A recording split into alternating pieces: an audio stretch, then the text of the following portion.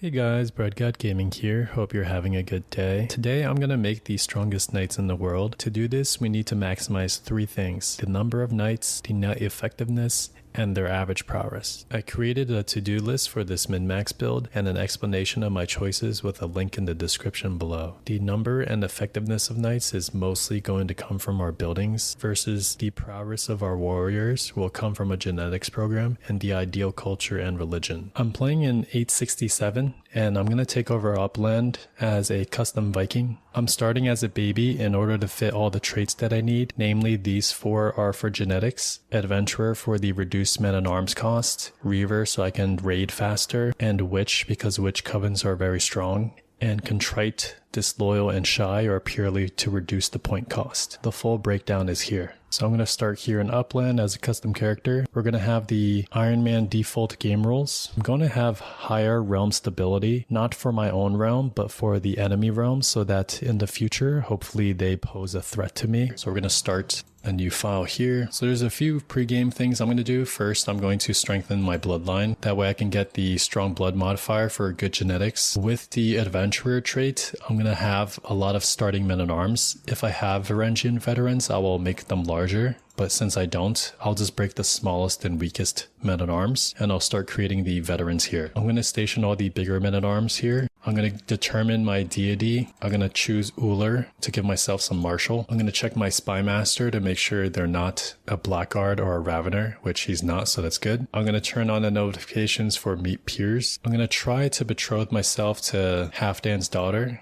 which he doesn't like. So instead I'll just find the person with the best genetic traits that I can. So it looks like they're all kind of too old, so we'll just go for this girl here. We're gonna have a grand wedding. I'm also gonna find myself a wet nurse, and I'm also gonna educate myself for Marshal and also change my Marshal education. And I'm gonna start setting up the ideal custom religion and culture just so I know the costs. So I'm gonna change this one to Unrelenting Faith for prowess, and also this one to Sacred Murder for the prowess. I'm keeping Warmonger because if I'm also North Germanic heritage, then my warriors all have a chance to become a berserker, which is another 5 prowess. We're going to have equal, we're going to have fundamentalist so that we have cleaner holy wars. And also the 8th theologian perk changes based on the religious attitude. Fundamentalist gives 2 prowess per level of devotion. I won't have a head of faith for now, but I'll get one later. We're going to do lay clergy actually. We want mandatory pilgrimage because a lot of the prowess benefits are based on your level of devotion. So we want everyone to be very pious. We'll change to polygamy, unrestricted marriage, and for crimes we're going to accept everything because we don't want our people to lose levels of devotion, so everything has to be accepted. I'm going to try to go for virtuous, but it does cost a lot more than if it's just accepted, so we're going to have to aim for a lot more piety. Everything here is pretty good, but we'll switch to Sky Burials for the disease resistance. So I do plan to get the Prophet perk, so we're looking at almost 8,000 piety. Right now there's just a discount because of the fervor, but that will go up over the years. For the culture, we're going to try to diverge our culture. We're going to go traditions. We're going to change almost everything. First one we'll get is Warriors by Merit, then we'll come and get the Trials by Combat, then we're going to come and get Recognition of Talent, and lastly we're going to get Sorceress Metallurgy. Sorceress Metallurgy gives 1 prowess per level of devotion, and it also gives better weapon artifacts. Warriors by Merit gives 1 prowess per fame, and my knights also get Blade Master more often. The extra accolade gain is also a bonus. Trials by Combat gives +1 knight, and also learning for a legendary Blade Master trait. Learning also gives piety per month, and since I plan to have a genetics program,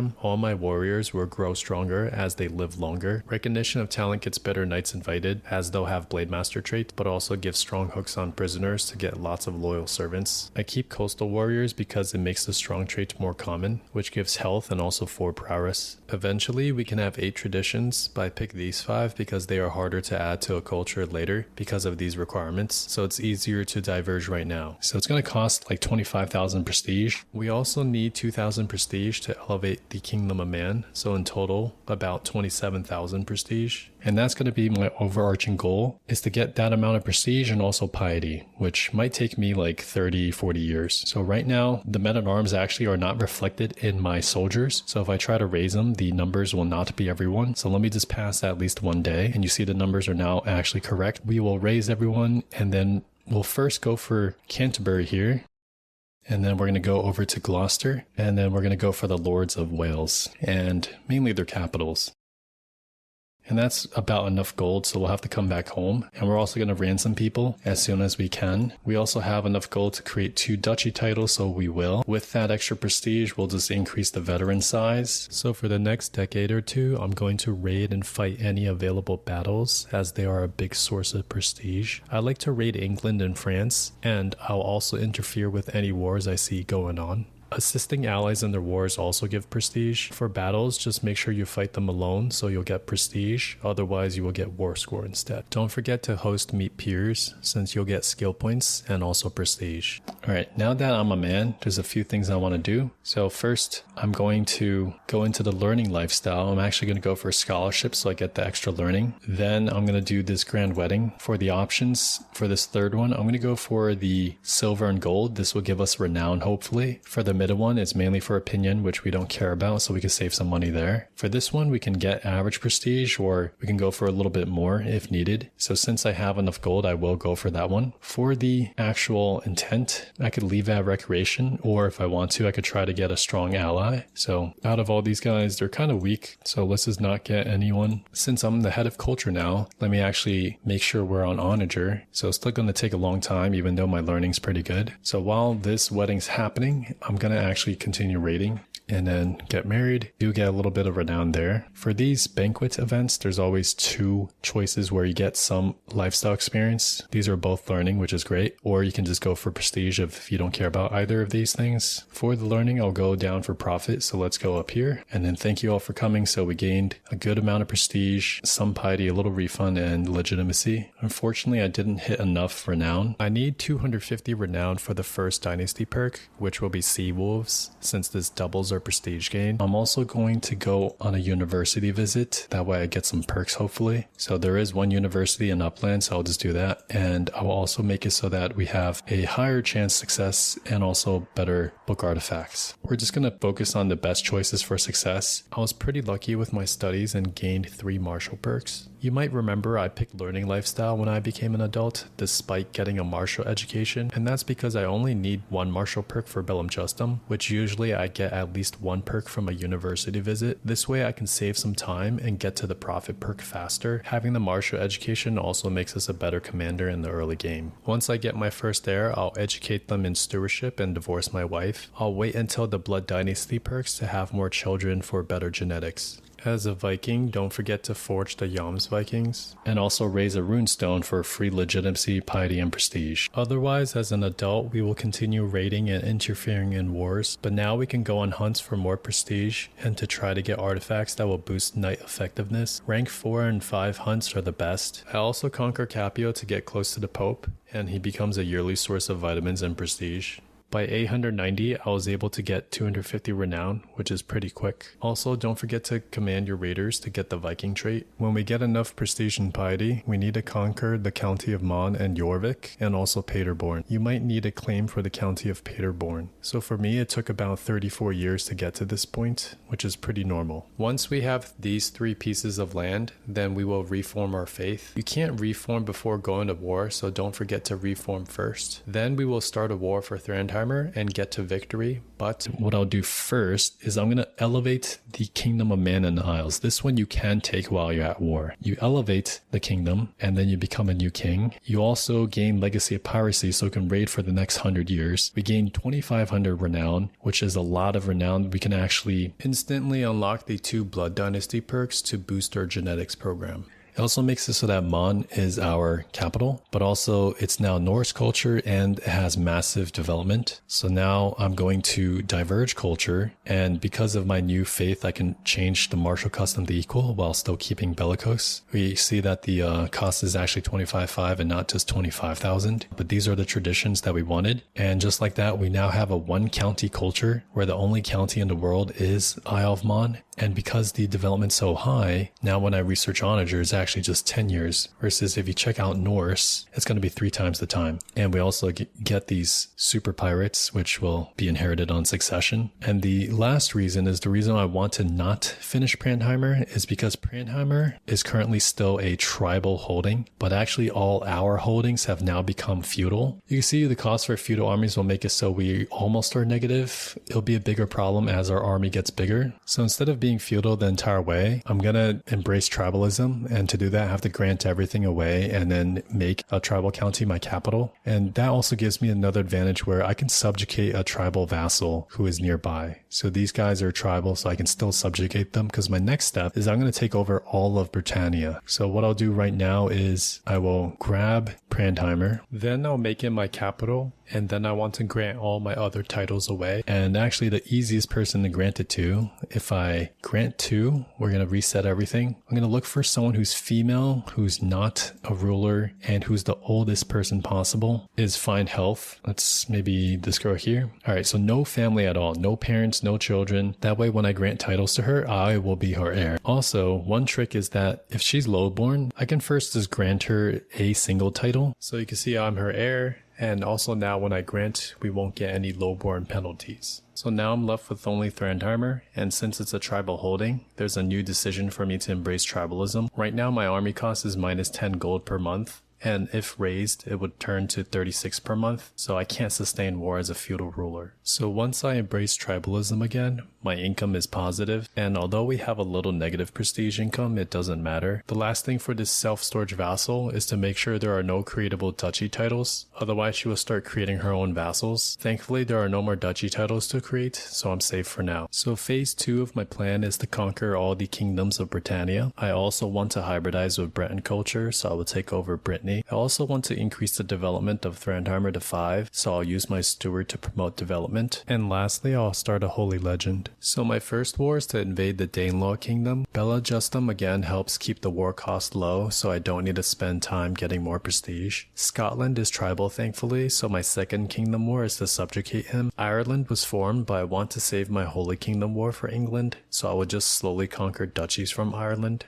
Afterwards, I grab Brittany, and because we're lay clergy, I can revoke this temple title, and I can move the county capital to this temple. Then I want to grant this to someone who is Breton culture, and also a Theocratic faith, which Catholicism happens to be. Granting this will give us a cultural acceptance boost, which is nice. And this is how you create Theocratic vassals who are more compliant and unlikely to start factions on their own. Because Brittany was the entirety of the Breton culture, we get the full intermingling bonus of 0.5, so by the time the hybridized cooldown is over, I should definitely have 40 acceptance. I also get the Accomplished Forger perk, so I could buy claims on Byzantine Empire's Crown of Justinian for the +1 domain limit, and France's Cap of Charlemagne for 10 knight effectiveness. So that holy war I've been saving, we can finally go to holy war. So once I've conquered all of Britannia, I am almost ready to create a custom empire. Before that, I will first wait until I can adopt feudalism, and since we've captured the rest of England, we took over the Catholic holy site of Canterbury, so usually you'll have a crusade called against you. You can easily avoid this by temporarily converting to Catholicism,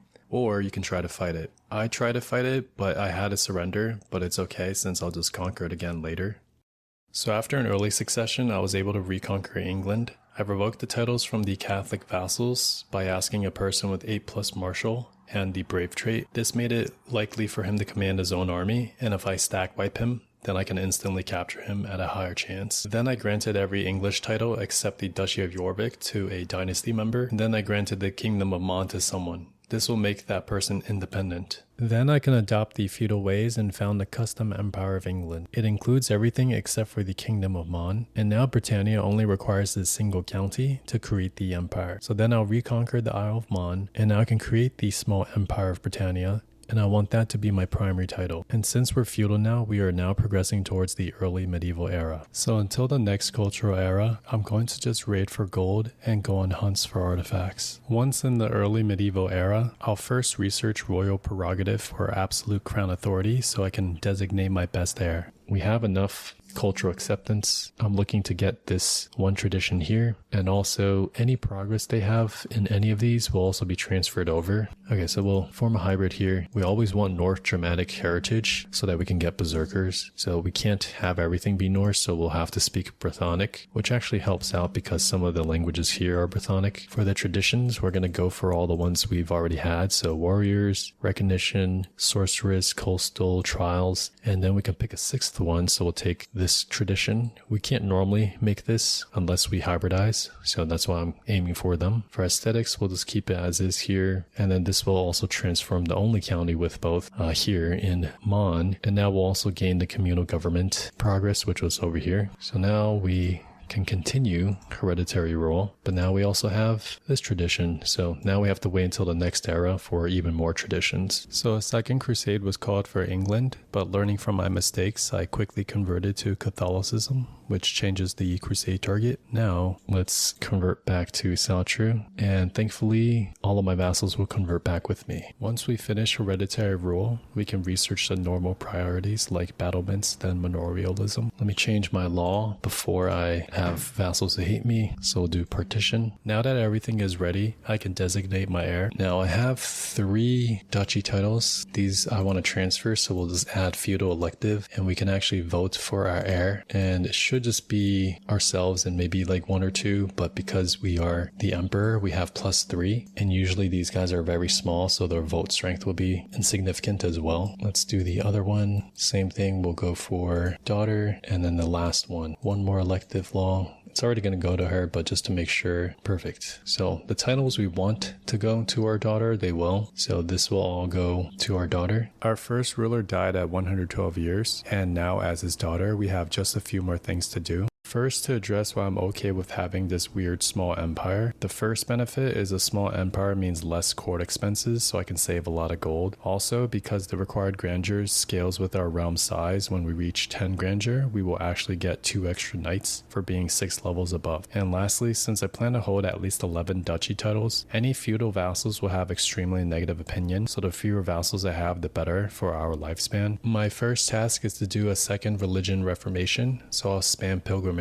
In between, I'll continue to raid while Legacy of Piracy still has time. For religion, we want a head of faith and to become theocratic. We won't change anything else. I'll need about 6,200 piety. When I'm ready, I'll grab Gaza to get next to Egypt, since a holy war requires us to be neighboring, and then a holy war for Egypt. Now that I'm the new pharaoh, I will grant every title away except for the duchy capitals, which we can check in the middle here on the duchy title. I'm gonna look for every holding that has a temple, then revoke the temple title and move the county capital to the temple. Then I'll grant this temple to an old Asatru person to create a theocratic vassal. There will be many titles that don't have temples. We're going to grant these to the new theocratic vassals we've made, and also don't forget to double check that you don't grant the county capitals away.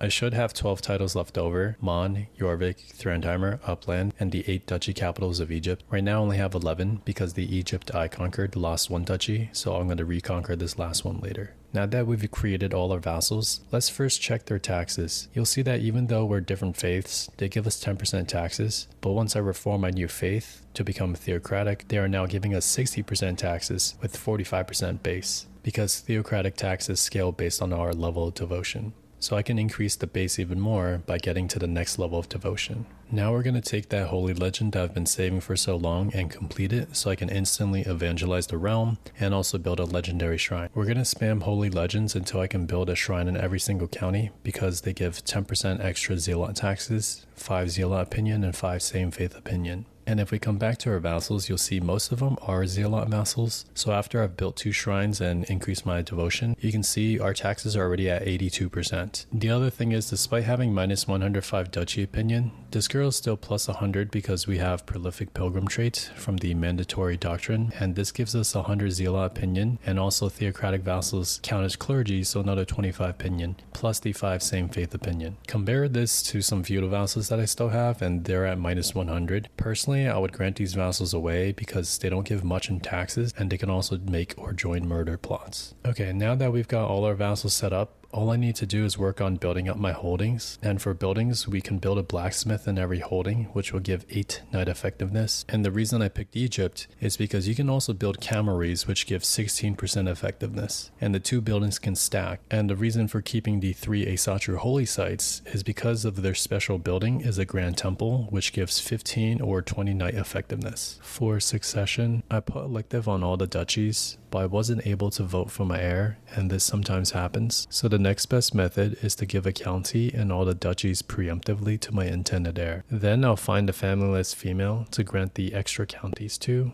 so I'll eventually re-inherit them. And lastly, I need to designate this intended child as my heir with 1000 prestige. In my playthrough, I died before I could get the prestige, so I had to go through years of disaster and even more decades to revoke everything back. But hopefully if you try this, you won't make this mistake. Otherwise, I would continue to just go on hunts and construct buildings. Once we hit 1050, we want to first research heraldry for house seniority, which will help secure succession. Once we get house seniority, we can get rid of all the election laws, and then we could designate a child to inherit everything from henceforth. And after heraldry is done, I'll go for windmills. Once I finish windmills, I'll promote one county to the single county that I have here in India. These Indian cultures have Wootz steel, and I want this innovation for myself. I can only get this by having 40% of our counties in Deccan, India, which this county is part of the Deccan Empire. The wind furnace building also gives effectiveness, but only 8%, so Egyptian camelries are better. Otherwise, some other things I could do right now are to set our Marshal to train commanders to improve our knights and increase the knight effectiveness.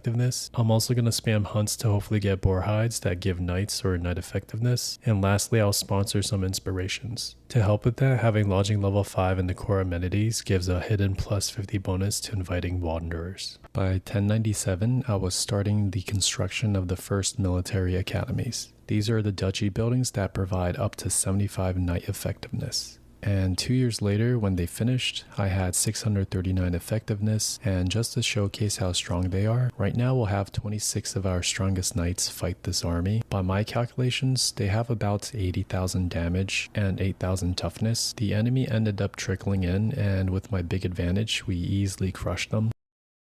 In another battle just 2 years later, I wanted to try out our 36 knights, but we lost, so we don't have enough strength yet. The enemy also had 168 knights.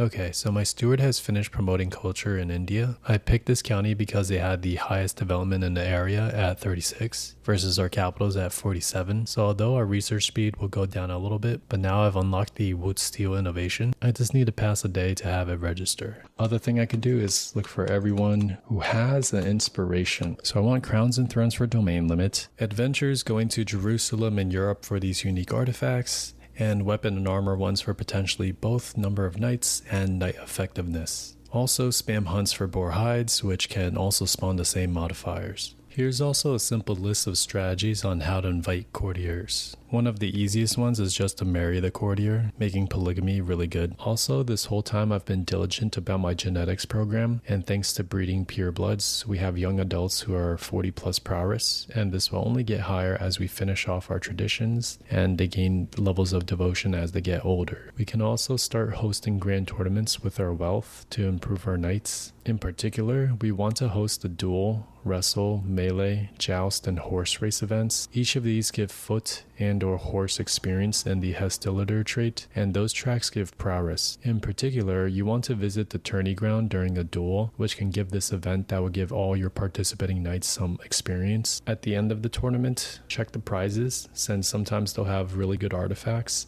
Like this bow here gives both knights and knight effectiveness. This is basically almost a perfect roll for artifacts. And with the accomplished forger perk, we can buy a claim and then either demand it, steal it, or duel for it.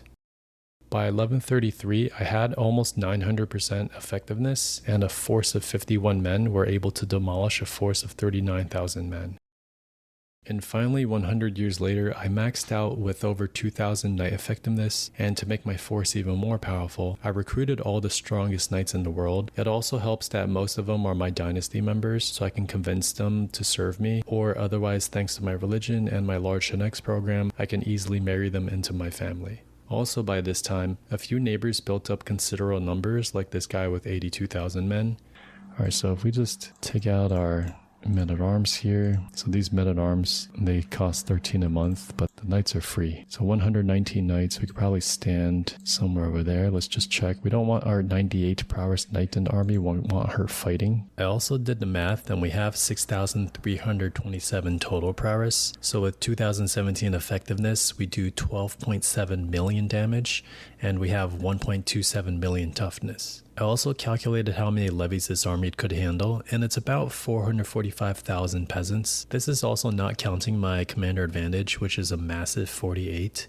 So when I fought this army, the enemy didn't even bother reinforcing, so I fought 2 stacks of 40k which were completely wiped out. I then left him alone, and a few years later I returned for round 2. I also gave him 20,000 gold to try to bolster his defenses, and at least this time I got a head-on fight against 88,000 men, but again we completely wiped them. I also tried to fight with only my strongest 97 prowess knight against an army of 13,000, but he ended up needing his 2 friends to come finish the fight. Here's another fight of 18 knights wiping out 42,000 Byzantine troops. And here's the biggest fight I could get in this run. I'm in a crusade, and me and 117 knights slaughter a band of almost 130,000 troops, and another one where we slaughter 121,000 troops. And lastly, my 30 strongest knights slaughtering 88,000 troops. My strongest knight alone killed over 1,400 men. And this is just a final overview of the end. So we're the Empire of Britannia. We still have this janky looking empire with some pieces up here, and also most of our lands being here in Egypt. And if we check our knights, we have 125 champions, some from traits, perks, traditions, and also some from artifacts, but most of it's from domain. And likewise for the effectiveness here, you have from perks and traditions and holy sites, and also some from artifacts, but you'll see that the bulk of it is also from the domain. And I have a good amount of domain limit, mostly thanks to our high stewardship. So I have all these titles of Egypt here that have both the camelries and the blacksmiths, and also the military academies, and also the legendary shrines. And I have 15 duchy capitals basically, and then we actually have extra space, so I got the county of Lyon, and I also got a Puglia over here just because I could. I could still add some more, but I figured that was enough effectiveness. And if you look at our champions, you'll see that a lot of the bonuses are actually from all these prowess per level of devotion, and having a good genetics programs means that this guy's going to keep living and he'll keep gaining levels of piety, and eventually he'll gain more and more prowess. And you can see everyone's like 50 and 60 prowess, so that's why our knights are so strong. And that's 24 hours of gameplay condensed into a short video. If you enjoyed this video, I would appreciate a subscription and a like. If you have a specific video request, post it here or in my community tab. I have an ongoing list of requests. Thanks again from Bread God, and have a good day.